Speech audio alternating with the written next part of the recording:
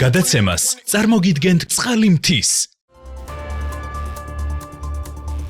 მოგესალმებით, დავიწყოთ ბიზნეს ინსაიდერი, კვლავ ჩვენი რუბრიკა თამაშს გარეთ, რა თქმა უნდა, მიმდინარე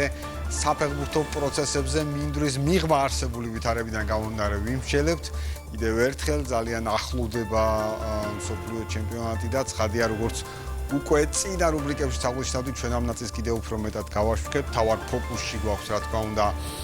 FIFA ამ შემთხვევაში FIFA-ს შესახებ საუბრობთ ძალიან ბევრს და სხვათა შორის წინა რუბრიკისგან განსხვავებით, სადაც ჩვენ არ გქონდა ამ შემთხვევაში FIFA საქართველოსთან დაკავშირებული საკითხები, დღეს ამ წილსაც გავაერთიანებთ, ანუ FIFA-ზე ჩვენ წინა რუბრიკაში ძალიან ცლად ვისაუბრეთ, FIFA-ს სხვადასხვა საკითხი მოვიხილეთ, ასე ვთქვათ, ამ ჭრილში და რა თქმა უნდა, ახლა გვინდა და განსაკუთრებულად რა თქმა უნდა ჩვენ შევეხეთ მსოფლიო ჩემპიონატთან დაკავშირებულ საკითხს, მაგრამ რა თქმა უნდა შემთხვევაში გვინდა რომ FIFA-ს შესახებ ვისაუბროთ, თქო ვისაუბროთ FIFA-ს შესახებ უკვე საქართველოს ჭრილსის ამასობაში, რა თქმა უნდა, როცა ჩვენ საუბრობთ ფეხბურთის მენეჯმენტთან დაკავშირებულ საკითხებზე, არ უნდა დაგვავიწყდეს ფეხბურთის მართვასთან დაკავშირებულ საკითხებზე, არ უნდა დაგვავიწყდეს რომ აქ განსაკუთრებული მნიშვნელობა ენიჭება საგანმანათლებლო საკითხებს. კლიანობაში საგანმანათლებლო საკითხები მართლაც გამორჩეულია მენეჯმენტის მიმართულებით და ამ კუთხით უნდა აღინიშნოს FIFA-ს პრეზიდენტის ჩართულობა, FIFA-ს პრეზიდენტმა სპორტის საერთაშორისო სწავლების ცენტრში სამაგისტრო სწავლების დაწყებაში მიიღო მონაწილეობა, საუბარი შეეხება სპორტ ბიზნესის FIFA-ს მაგისტრის ტიტულს, რომელიც შეიძლება ითქვას, რომ ევროპის საუკეთესო სპორტის მენეჯმენტის სამაგისტრო კურსია. როგორც ჯანი ინფანტინო აღნიშნავს, ჩვენ გვჯერა, რომ FIFA მაგისტრატურის გამოცდილება FIFA-ს ჭრილში მოგამზადებთ დინამიურ ეპოქაში ცვლილებების შესატანად მიმართა მან მსმენელებს, სხვათა შორის უნდა აღინიშნოს, რომ FIFA-ს მაგისტრატურის 26-ე გამოცემის მონაწილეებმა შვეიცარიის ქალაქ ციურიხში სწორედ აი ამ კურსის ფარგლებში მიიღეს ჯანი ინფანტინოსგან მართლაც როგორც FIFA-ს ახალგაზრდა ძალიან ძლიერი მხარდაჭერა. უნდა აღინიშნოს, რომ ეს არის ძალიან პრესტიჟური ერთწლიანი სამაგისტრო კურსი და აი სწორედ ეს კურსდამთავრებულები, რომელსაც თქვენ თვალს ადევნებთ და ამ კადრებს თქვენ თვალს ადევნებთ, არიან 4 მოდულიდან მესამე მოდულზე და ჯამში 18 ქვეყნის 27 სტუდენტი მონაწილეობს. სხვა შორის ბუნებრივია, მათ საშუალება აქვთ პრაქტიკულ ნაწილშიც FIFA შტაბინის დათვალიერება და ასე შემდეგ კურსის ფარგლებში, რა თქმა უნდა. FIFA ამაყობს ამ შემთხვევაში ამ შესანიშნავი პროგრამის მხარდაჭერით, ამიტომ მომავალში აპირებს FIFA გააგრძელოს სამაგისტრო კურსის მხარდაჭერა, უნდა აღინიშნოს, რომ როგორც ინფანტინო აღნიშნავს, მისთვის ძალიან ახლობელი პროგრამაა, ვინაიდან სწორედ 2000 წელს სწორედ ინფანტინო მიიღო მის დაარსებაში მონაწილეობა, როგორც ჯანი ინფანტინო აღნიშნავს, FIFA როგორც FIFA-ს პრეზიდენტი, ანუ ამ რანგში ის გააგრძელებს ამ უნიკალური ინიციატივის მხარდაჭერას, რაც სულ თანხმედრაშია FIFA-ს მისიასთან და ჯამში მნიშვნელოვანია, რომ კურს დამთავრებულები ამ პროგრამის ფარგლებში არიან დასაქმებულები FIFA-ში. ანუ დღეისათვის უკვე 700-ზე მეტი FIFA მასტერის კურსდამთავრებულია, რომელიც 120-ზე მეტ ეროვნებას წარმოადგენენ. ჯამში ძალიან დიდი ნაწილი მუშაობს FIFA-ში, თუმცა უნდა აღინიშნოს, რომ აი სწორედ 700-ზე მეტი კურსდამთავრებულიდან 90% არის აქტიურად სპორტულ ინდუსტრიაში წარმოდგენილი. უნდა აღინიშნოს, რომ FIFA-ს ეს კურსი, ანუ სპორტ ბიზნესის სამაგისტრო კურსი, მართლაც განსაკუთრებით გამორჩეული ნაწილია და კიდევ ერთხელ გვაჩვენებს თუ რაოდენ დიდი მნიშვნელობა აქვს ფეხბურთის ნაწილში განათლების თემას და სპორტის ბიზნესს. დიახ, პირდაპირ როდესაც გავსი ტიპის სახელწოდებით არის ცხადია ამ ყველაფერზე დამატებით. მე ვფიქრობ, რომ ყველა რომელიც მთლიანობაში ყველა ეს ადამიანი, რომელიც ფეხბურთში საქმიანობს, ამ კუთხით სწორედ თამაშს გარეთ, რა თქმა უნდა, მან უნდა გაითავისოს, რომ ამ ნაწილს და ფეხბურთის მენეჯმენტის ნაწილს მისი სწავლა ჭირდება, მისი განათლება ჭირდება. მე დარწმუნებული ვარ, რომ საქართველოში მოხდეთ იმ სპორტის მენეჯმენტის მიმართულებით არაერთი რამ კეთდება, კიდევ უფრო მეტი იქნება, ასე ვთქვათ, გაკეთებული, კიდევ უფრო პოპულარული გახდება ფეხბურთის ბიზნესი სპორტის ბიზნესი მთლიანობაში, ვინაიდან ხედავთ და ჩვენ ციფრობრივ მაჩვენებლებშიც ვუყურებდით მათ შორის წინა რუბრიკის ჭრილს, როცა ჩვენ მიმოვიხილავდით წინა რუბრიკასაც, თუ მართლაც რა მასშტაბის ინვესტიციებთან გვაქვს საქმე და რა მასშტაბის ფინანსური ნაკადების მართვასთან გვაქვს საქმე ჩვენ კონკრეტულ შემთხვევაში ფეხბურთის მიმართულებით. თუმცა კვლავ განათლების ნაწილს რომ დაუბრუნდეთ, ცხადია ამ შემთხვევაში მსურს გადმოვინაცვლო და გადმოვიტანო საუბარი საქართველოს ჭრილში და ძალიან საინტერესოა რომ FIFA-ზე ვსაუბრობდით ჩვენ გლობალურად და ახლა FIFA-ზე უნდა ვისაუბროთ უკვე აქ საქართველოსთან თანამშრომლობის ჭრილში, როგორც მოგეხსენებათ საქართველოს ფეხბურთის ფედერაცია და FIFA-ს აქვს განსაკუთრებით მჭიდრო თანამშრომლობა ძალიან ბევრი მიმართულებით, მათ შორის საქართველოს ფეხბურთის ფედერაციისა და FIFA-ს ერთობლივი ინიციატივით თბილისში სამოყვარულო და მასობრივი ფეხბურთის გარემოს ანალიზსა და ანგარიშის პრეზენტაცია გაიმართა სასწავლო პულმანოვლა წინსვლა ღონისძიებას და იგი მოიცავდა საქართველოს ფეხბურთის ფედერაციის მიერ FIFA-სთან თანამშრომლობით განხორციელებული მრავალწლიანი საქმიანობის ანალიზს. FIFA-ს ექსპერტები სწორედ ამ სამუშაო ნაწილს ხედავთ თქვენ. FIFA-ს ექსპერტები ტომას დანილევიჩუსი, რაიმონდა სტატკევიჩუსი და გაიოს დარსაძე მონაწილეობდნენ ამ შეხვედრაში, სადაც ასევე შეფას და საქართველოს ფეხბურთის ფედერაციის მიერ ბოლო წლებში გაწეული საქმიანობა სემინარის მიმდინარეობისას განხილული იქნა სამოყვარულო და მასობრივი ფეხბურთის განვითარების საკითხები, ასევე რა თქმა უნდა სამომავლო პერსპექტივები. ძალიან ვრცელი და საინტერესო ანალიზი იყო ამ კუთხით, ძალიან საინტერესო პრეზენტაციები ჰქონდათ ექსპერტებს წარმოდგენილი და რა თქმა უნდა ღონისძიებას ესწრებოდა საქართველოს ფეხბურთის ფედერაციის პრეზიდენტი ლევან კობიაშვილი, ფეხბურთის ფედერაციის მენეჯმენტის, სპორტის სამინისტროს, განათლების სამინისტროს წარმომადგენლები, სამოყვარულო საფეხბურთო ლიგების, ქართული ფეხბურთის განვითარების ფონდისა და რეგიონული ფედერაციის წარმომადგენლები. ამ შეგვიძლია ვთქვათ, რომ ქართულ ფეხბურთში ვინც კი საქმიანობს, ყველა იყო ჩართული ამ ნაწილში და რა თქმა უნდა, სპორტის სამინისტრო თავისთავად ცხადია და განათლების სამინისტრო, ვინაიდან განათლების სამინისტროს ჭრილში და განათლების საკითხებს განსაკუთრებული ყურადღება დაეთმო, სწორედ განათლებაზე ვსაუბრობთ ჩვენ FIFA-ზე გლობალურად და რა თქმა უნდა, განათლების საკითხებზე იყო საუბარი აქაც ამ შემთხვევაში კიდევ ერთხელ FIFA-სა და საქართველოს ფეხბურთის ფედერაციის ამ ერთობლივ ინიციატივის ფარგლებში. ჩვენ შეგვიძლია ახლა მოვუსმინოთ საქართველოს ფეხბურთის ფედერაციის პრეზიდენტს ბატონ ლევან კობიაშვილს. და მადლობა გადავხადო ჩვენ მეგობრებს FIFA-დან, ზოგადად FIFA-ს ორგანიზაციას, მის პრეზიდენტს ამ ხარდაჭერისთვის უკვე მესამე დღეა მიმდინარეობს სემინარი იმ მნიშვნელოვანი მიმართულებით, რომელიც ჩვენთვის, ჩვენი ორგანიზაციისთვის და ზოგადად ფეხბურთისთვის ჩვენ ქვეყანაში ერთ-ერთი პრიორიტეტია, ეს არის სამოყვარულო ფეხბურთი, მასობრივი ფეხბურთის ხელშეწყობა, განვითარება, ფეხბურთის ხაზს უსმენთ, რომ ეს არის მთავარი ფუნდამენტი ფეხბურთის განვითარებაში. მარტო ჩვენ ქვეყანაში, ნებისმიერ ქვეყანაში და სწორედ ამ მიმართულებით უამრავი რაღაცა გაკეთდა ბოლო წლებში, ძალიან გაზრდილია ეს ციფრი, რაც ძალიან გვახარებს. თუმცა დღეს სხვა გამოწვევების წინაშე ვდგევართ. ძალიან გვიხარია, რომ ყველა ეს ორგანიზაციები, ჩვენი როგორც რეგიონალური ფედერაციები, მათი ხელმძღვანელები უშუალოდ ესწრებიან ამ სემინარს, მათ შორის სპორტის სამინისტრო არის უშუალოდ ჩართული, ისინი დღეს აქ იმყოფებიან, განათლების სამინისტრო. საბოლოო ჯამში ყველა ეს ადამიანი, ასე რომ ვთქვათ, ყველა ეს ორგანიზაცია ჩართულია და მონდომებულია იმისთვის, რომ ჩვენ ქვეყანაში კიდევ უფრო გაიზარდოს მასობრივ ფეხბურთში ჩართული ადამიანების, იქნებიან ეს გოგონები თუ ბიჭები, იქნებიან ეს მოზარდები, ამას მნიშვნელობა არ აქვს. თავარია, რომ ჩვენ შევქმნათ ის საფუძველი, ის ფუნდამენტი, რომ ნებისმიერ ადამიანს ქონდეს საშუალება ჩაერთოს ფეხბურთში, ისე ამ სამართლებრივი სპორტის სახეობით. მოკლედ ფეხბურთში ჩართულობის და რა თქმა უნდა მასობრივი ფეხბურთი ყველა დონეზე, ქალთა ფეხბურთი და ასე შემდეგ სამოყვარულო ფეხბურთი, რომელიც სხვათა შორის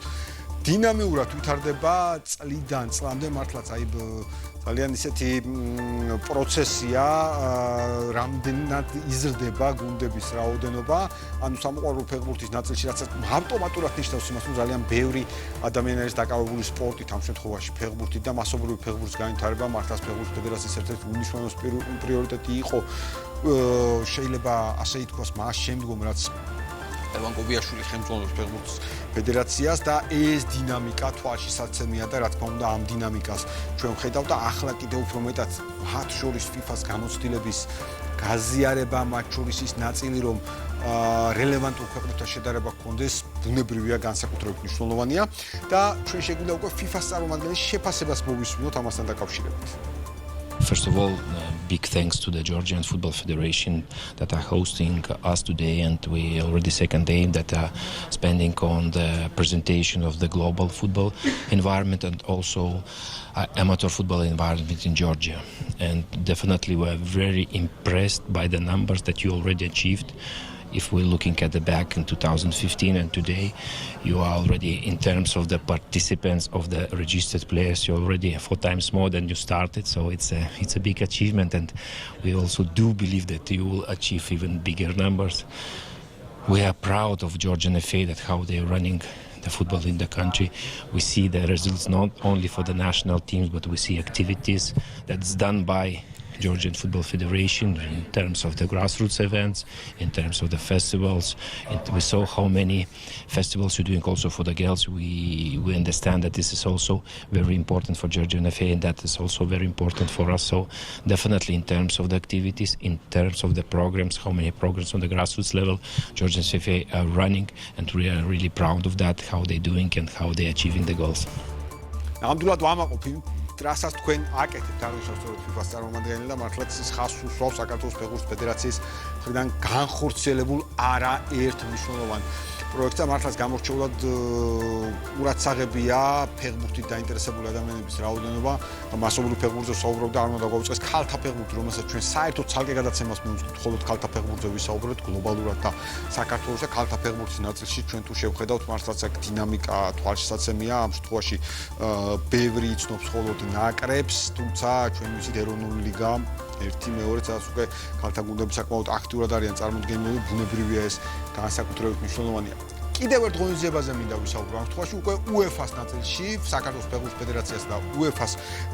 თანამშრომლობის მიმართულებაზე, ეს იყო კიდევ ერთი ერთობლივად განხორციელებული სასწავლო კურსი,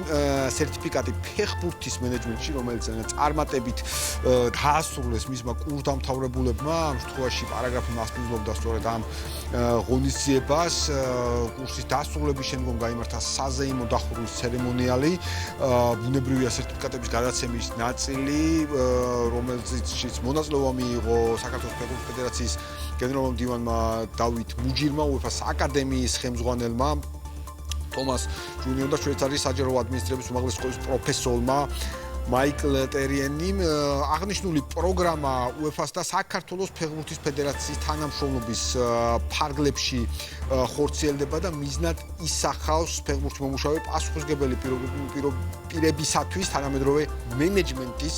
უნარების განვითარებას. სხვა შორის საინტერესოა პროგრამა მოიცავდა ეს საკითხებს, როგორც ამ მსოფლიო ფეხბურთის მოწყობა, სტრატეგიული და ოპერაციული მართვა, მარკეტინგი, სპონსორობა,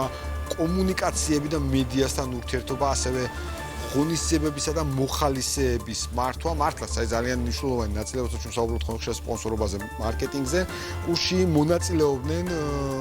საფეხბურთო კლუბების, საქართველოს ფეხბურთის ფედერაციის, მისი წევრი ასოციაციის წარმომადგენლები. რა თქმა უნდა, ასევე საინტერესოა, რომ აქ იყვნენ წარმომადგენლები ევროპული ქვეყნების ფედერაციების წარმომადგენლების. მართლაც გამორჩეული ნაწილი იყო სწორედ ეს კურსიც. ეხლა თემატიკა, რომელზეც მე გავამახვილე ამ შემთხვევაში ყურადღება და რომელზეც თქვენ კადრებში ადევნებთ თვალყურს და ადევნებდით მანამდე თვალს, ბუნებრივია ეს იყო ის საკითხები, რომელზეც ჩვენ ფეხბურთის ჩვენ ასე ვთქვათ რუბრიკაში თამაშის გარეთ ყოველთვის დეტალურად განვიხილავთ და მიმოვიხილავთ და ამ შემთხვევაში სწორედ ამ კურსზე იყო საუბარი. ბუნებრივია, როდესაც ლაპარაკია განვითარებაზე, ფეხბურთის მენეჯმენტის ცოდნაზე, ამ შემთხვევაში მნიშვნელოვანია როგორც სამაგისტრო კურსი, რომელიც მაგალითად ჩვენ ვახსენეთ, FIFA-ს შემთხვევაში მნიშვნელოვანია კონკრეტული სასერტიფიკატო კურსები, რომელიც მუდმივი გადამზადების საშუალებას იძლევა. ამ ნაწილს ჩვენ შეგვიძლია ფეხბურთის ფედერაციის გენერალურ მდივანს ბატონ დავით მუჯის მოვუწოდოთ. საქართველოს ფეხბურთის ფედერაციისთვის ერთ-ერთი ყველაზე მნიშვნელოვანი და ძალიან პრიორიტეტული მიმართულება არის საგანმანათლებლო პროექტები. ძალიან სასიხარულო გარემოება რომ UEFA აკადემია თანამშრომლობს საქართველოს ფეხბურთის ფედერაციასთან უკვე მესამედ სერტიფიკატი ფეხბურთის მენეჯმენტში ჩატარდა საქართველოში UEFA აკადემიასთან ერთად გარდა იმისა რომ ყოველწლიურად ვატარებთ შესაბამის კურსს საქართველოს ფეხბურთის ფედერაციის ეგიდით ძალიან სასიხარულოა ის გარემოება რომ UEFA აკადემია უკვე მესამედ გვანდობს ამ კურსს და 10 ქვეყნის წარმომადგენელი მონაწილეობდა ამ კურსში ყველას ულოცავ რა თქმა უნდა ამ კურსის წარმატებულ და დასრულებას თუმცა განსაკუთრებით რა თქმა უნდა იმ ქართველ სტუდენტებს რომლებმაც შემდგომში ეს განათლება უნდა მოახმარონ ქართული ფეხბურთის განვითარებას. მნიშვნელოვანია რომ ჩვენ გავაგრძელოთ ესლა საგანმანათლებლო პროექტები სხვადასხვა მიმართულებით და ვითანამშრომლებთ კვლავ UEFA აკადემიასთან, რომელიც გახლავთ ევროპული ფეხბურთის მმართველი ორგანოს უმაღლესი ორგანო, რომელიც ხელმძღვანელობს ზოგადად საგანმანათლებლო პროექტებს. გამორჩეულია მართლაც UEFA-ს აკადემიასთან თანამშრომლობა, საამაყოა ამ კუთხით UEFA-ს ჩართულობა და კიდევ ერთხელ ჩვენ სულ უფრო და უფრო მეტ პროფესიონალ კადრს მივიღებთ, თანამედროვე მოთხოვნების მცოდნე კადრს მივიღებთ საქართველოს საფეხბურთო სივრცეში და კარგია, როდესაც მოთხოვნა განათლებაზე მაღალია, ვინაიდან მხოლოდ შესაბამის კვალიფიკაციის მქონე ადამიანებს შეუძლიათ სწორი მართვის განხორციელება. ამ შემთხვევაში ჩვენ რა თქმა უნდა შეგვიძლია რომ მოусმინოთ აკადემიის ხელმძღვანელის შეფასებასაც. It is a third UEFA certificate in football management that we organize here in Georgia. So I think we can really see that the GFF is experienced in organizing this program and programs in general, initiative in general. It was amazing, really great experience. Hospitality, as you know, also here in Georgia. So really on behalf of UEFA, a warm congratulations and thank you for the perfect organization of this third CFM here in Georgia. I hope the participants will use many skills and knowledge that they take from this program. The UEFA certificate in football management, the goal is to provide a 360 view of football management, the different field of knowledge. But of course, what I know also from experience is what the participants will gain is this network, this exchange between them, the fact that they can call each other if they face a problem or have an idea that they want to share. So in fact, this will be also one of the main learning of this program and the main legacy of this CFM program here in Georgia. Ja, მნიშვნელოვანია, როგორც აკადემიის ხელმძღვანელს აღნიშნავს, ამ შემთხვევაში გამოცდილებების გაზიარება, ვინაიდან აქ არ არის მხოლოდ ცალკეულ პროცესზე საუბარი, აქ არის საუბარი ალკოჰოლ ტიპის იმ გამოცდილებების გაზიარებაზე, რომლებიც ყველას აქვს მართვის პროცესში ჩამოყალიბებული, მით უმეტეს, როცა პრაქტიკულ უფრო სასერტიფიკატო კურსზე საუბრობთ და მე ვფიქრობ, რომ სწორედ ეს ნაწილი ნამდვილად შედგა ამ პროცესის დროს. ჩვენ შეგვიძლია, რომ ქართველ და უცხოელი მონაწილეს ამ შემთხვევაში კომენტარები უკვე მოვისმინოთ თუ რა მიიღეს მათი შეხედულებით თუ რა იყო ის ძირითადი საკითხი რომელიც მათ კურსისგან მიიღეს. ეს კურსი ჩემთვის იყო იმაზე მეტი ვიდრე ნამდვილად კურსი, იმიტომ რომ ჩემთვის იყო ფეხბურთში დაბრუნების მთავარი, ასე ვთქვათ, მოტივატორი. გარდა ამისა, ძალიან მნიშვნელოვანი თემები განვიხილეთ, ვისწავლეთ. შევიძინე ძალიან ბევრი ადამიანი, კავშირები, რომლებიც ძალიან დიდი იმედი მაქვს, რომ გაგრძელდება CFM-ის შემდგომაც და ძალიან დიდი იმედი მაქვს ასევე, რომ იმ ცოდნას, რომელიც მივიღე, აუცილებლად გამოვიყენებ საქართველოს ფეხბურთის ფედერაციის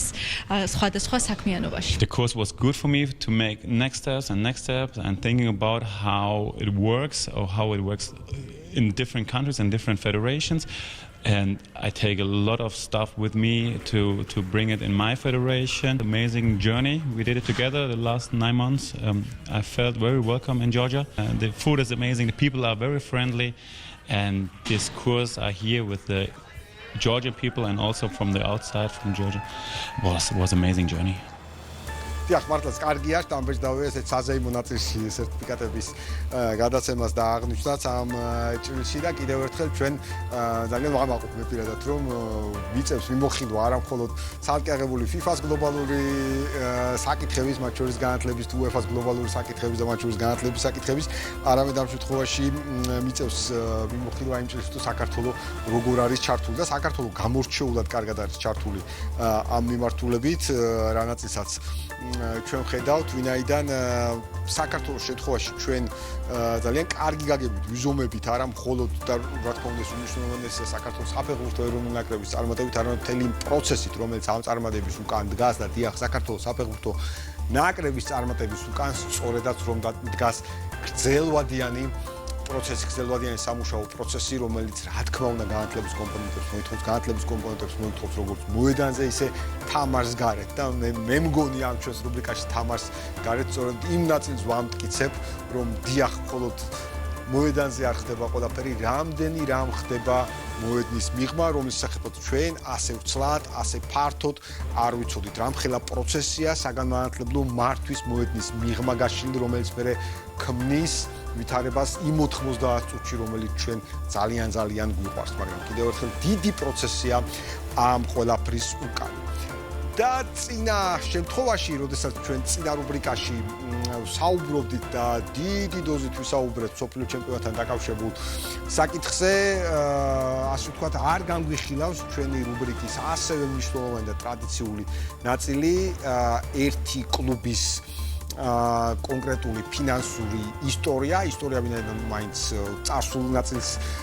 ვაბარებთ მას და აწყოზე ვსაუბრობ ცხადია რა და როგორ არის და ამ შემთხვევაში გვინდა რომ წარმოგიდგინოთ კიდევ ერთი კლუბი და ძირითადში როგორც ჩვენ ვეძახით ხოლმე ქართულ წყალებში, ქართულ კლუბებს ვირჩევთ, ჯერჯერობით ასე მივყვებით, მე შევხედოთ და ამ ნაწილში აუცილებლად მინდა კიდევ ერთი წყალებში ქართული კლუბი წარმოგიდგინოთ, საუბრობ გრაცის შტურმზე, დიაგრამა თუ შეიძლება სადაც ჩვენ შევხედავთ ვითარებას ამ შემთხვევაში ავსტრიის გრაცის შტურმთან დაკავშირებულ საკითხს. ავსტრიის ბუნდესლიგის მართლაც გამორჩეული კლუბი, რომლის ბიუჯეტის თუ ჩვენ მანამდე არსებულ კლუბების ბიუჯეტებს შევადარებთ, საკმაოდ მოკრძალებულია. ანუ გულისხმობ ხა პარი სენ-ჟერმენი და ლივერპული მიმოვიხილეთ, შენ გო ვილიარეალზე ვისაუბროთ, ვილიარეალი უკვე მოგზალებული იყო ამ ნაწილში, ნუ ხა პარი სენ-ჟერმენი და ლივერპულის ბიუჯეტი გასაგებია, მაგრამ კიდევ უფრო მოგზალებული ბიუჯეტის მქონე გრაცის შტურმი, თუმცა საბოლოო ჯამში, როგორც აი ამ ნაწილში არის აღნიშნული, საკმაოდ ცეთ პლუს ნიშნით დამთავრებული სატრანსფერო წელი აქვს, ამ შემთხვევაში კვლავ ტრანსფერმარკეტის ინფორმაციას ვიყენებთ, რომელიც ჩვენი ძირითადი წყაროა ხოლმე ფინანსური ნაწილის მოხილვაში და ეს როგორც უკვე არაერთხელ წინა დიაგრამებით დროსაც მაქვს აღნიშნული, აღნიშნავს კლუბის სატრანსფერო ღირებულებას, რომელიც გარკვეულწილად არა ბიუჯეტს, ხაზი მინდა გაუსვამოს სატრანსფერო ღირებულებას აღნიშნავს და აქვე მინდა ერთი რამე აღნიშნო, რომ მაინც პირობითია, ამასაც ყოველთვის აღვნიშნავ ხოლმე, რომ ეს ნაწილი მაინც პირობითია არასახავსლად რეალობას, თუმცა როცა ვსაუბრობთ 53 მილიონ ევროზე, აქ ბუნებრივია სიამაყით მინდა აღნიშნო, რომ ყველაზე ძვირად ღირებული ფეხბურთელი ამ შემთხვევაში გრაცის შტურმის არის სწორედ ქართველი ოთარ კიტეიშვილი 6 მილიონი ევრო, ანუ 53 მილიონი და 6 მილიონი ევრო არის სწორედ ოთარ კიტეიშვილის სატრანსფერო ღირებულება, რომელიც ასევე დარწმუნებული ვარ, რომ 6 მილიონი ევროთ ხა არც ერთ შემთხვევაში გრაცის შტურმი არ გაყიდის მათ ნამდვილ უპირობო ლიდერს გრაცის შტურმის და ერთ-ერთ მთავარ სახეს შეიძლება ასე ითქვას და ძალიან კარგია, როცა ჩვენი ფეხბურთელი ასეთ მნიშვნელოვან გუნდში, აი ამ პოზიციაზე გვხვდება, პირველივე პოზიციაზე გვხვდება. შემდგომი დიაგრამა თუ შეიძლება, სადაც კიდევ უფრო ცლად მინდა შევხედოთ ამ შემთხვევაში ოთარის ნაწილს, ღირებულების ნაწილი უკვე აღნიშნეთ ამ შემთხვევაში და მე მინდა შევხედოთ ღირებულების დინამიკას, თუ როგორ ხდებოდა ოთარის ღირებულების და მთელი ამ პერიოდის განმავლობაში მოგეხსენებათ თბილისის დინამოდან წავიდა გრაცის შტურმში და ვხედავთ მის ღირებულებას, რომელიც არის გაცილებით უფრო ნაკლებ მანამდე და ახლობით 1 მილიონის ფარგლებში არის, როდესაც დაფიქსირდა პირველი ტრანსფერი და პირველი შეფასება ამ შემთხვევაში გრაცის შტურმში და შემდგომ ვხედავთ ძირითადში მზარ დინამიკას, გარდა მცირე ჩავარდნის პერიოდისა, ну მოგეხსენებათ მცირე ჩავარდნის პერიოდები არის ფეხბურთელის ტრავმიანობის პერიოდი, ასე შემდეგ, თუმცა ჯამურ დინამიკას ჩვენ ვხედავთ, რაც საკმაოდ ამბეჭდავია, ანუ ოთარი ამ შემთხვევაში მუდმივად პროგრესის წარმატების გზაზე იყო თუნდაც ამ ჭრილში. თუმცა ოთარი არ არის ერთადერთი ქართველი ფეხბურთელი, რომელიც გრაცის შტურმშია წარმოდგენილი, სულ ცოტა ხნის წინ გრაცის შტურმს შეუერთდა კიდევ ერთი ქართველი ფეხბურთელი გიზი მამაგეიშვილი, შემდგომი დიაგრამა თუ შეიძლება, რომელიც ასევე გრაცის შტურმშია გიზი, რომელიც გიზი უკვე ჩვენმა ქართულმა გულშემატკივრებმა დამატებით შეიყვარა საქართველოს ნაკრებში წარმატებული თამაშებიდან, მიუხედავად იმისა, ის პოზიციის განსხვავებული პოზიციური მდგომარეობისა ნაკრებში კლუბისგან განსხვავებით, გიზი ამხანაგურ თამაშებში მიიღო მონაწილეობა საკმაოდ პოზიტიურად. გიზის შეფასება ყველაზე უფრო პირობითია, ვიტყოდი ასე, ამ შემთხვევაში ჯერ მხოლოდ 800,000 ფიქსირება ჯამში ქართველების შტურმში, შტურმის 53 მილიონიან ბიუჯეტში შეადგენენ 6,800,000, მაგრამ კიდევ ერთხელ ძალიან პირობითი ნაწილია, ვინაიდან ეს ის თანხაა დაფიქსირებული, როცა ჯერ გიზის არც გამოუჩენია სათანადოდ თავი, ესეთი ხანგრძლივი პერიოდი არ უთამაშია მის შესაძლებლობებს სრულად გამოავლინოს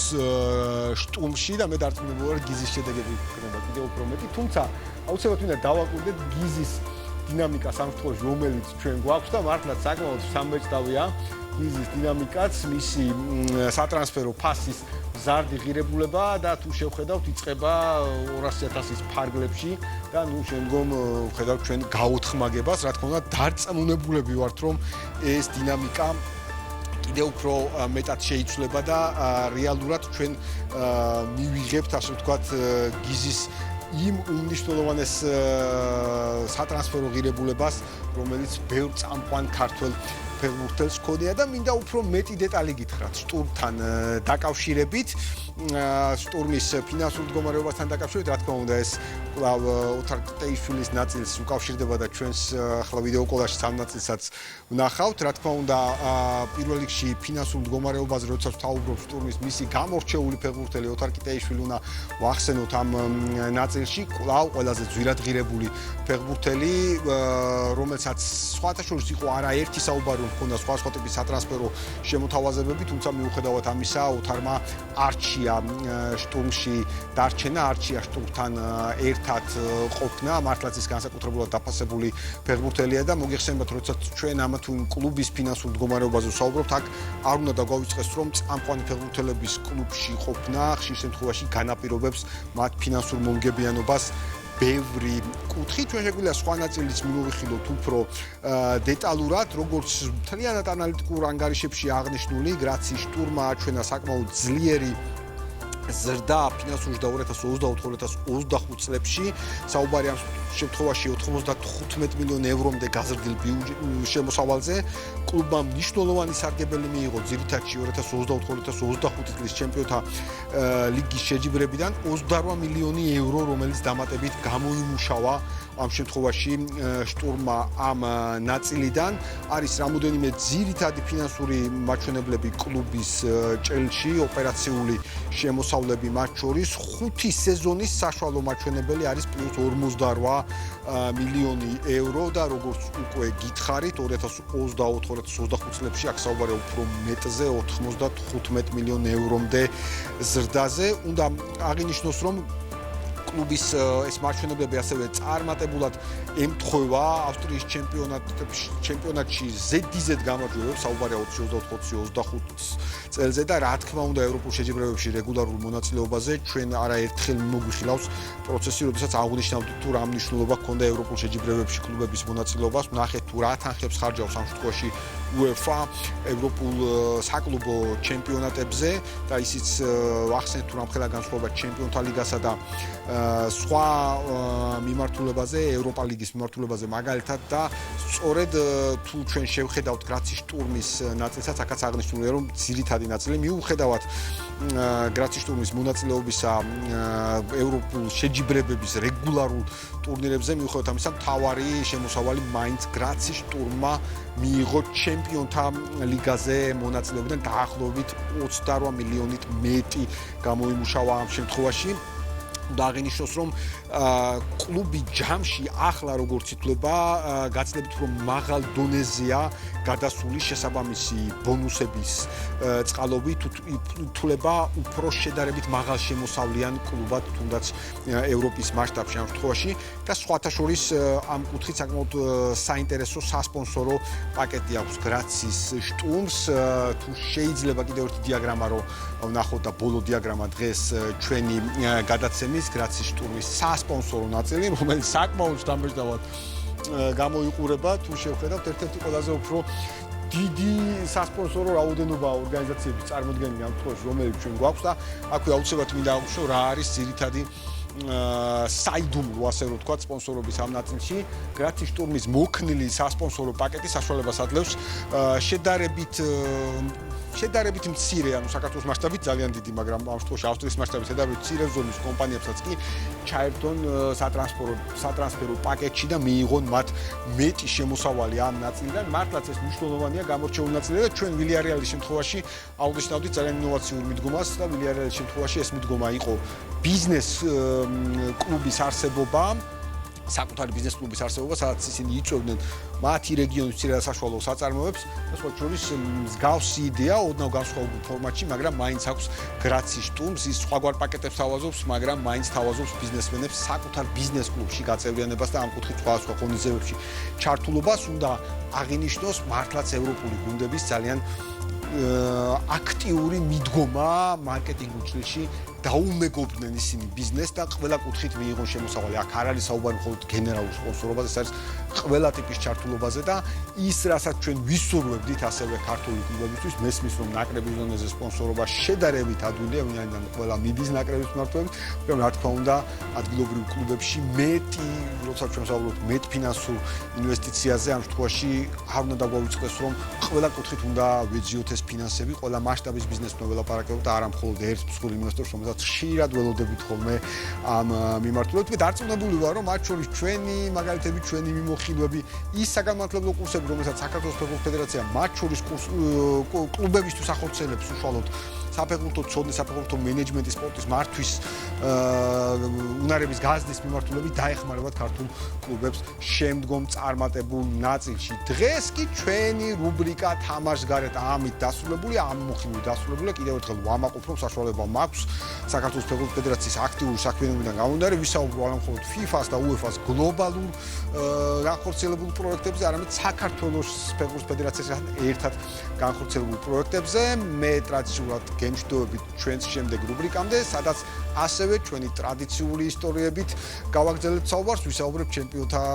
ლიგის ნაწილზე, ფინანსურ ჭრილში კვლავ და ამის საშუალებაც გვექნება და რა თქმა უნდა მოახლოებულ მსოფლიო ჩემპიონატსაც.